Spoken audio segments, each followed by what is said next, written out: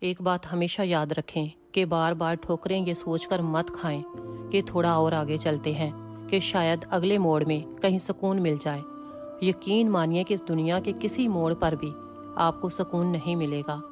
بس جہاں پہلی آپ کو ٹھوکر لگے وہیں سے آپ مڑ جائیں اور سیدھا اپنے رب کی بارگاہ میں آ جائیں۔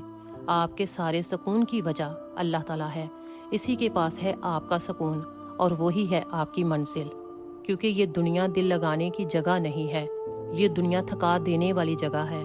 انسان ساری عمر اسی امید میں سفر میں رہتا ہے کہ شاید اگلے موڑ پر ہمیں سکون مل جائے، مگر یقین کریں کہ اس زندگی کے کسی موڑ پر بھی آپ کو سکون حاصل نہیں ہوگا جب تک آپ اللہ تعالیٰ کی طرف رجوع نہ کریں، کیونکہ دلوں کا سکون اللہ تعالیٰ کی یاد میں ہے۔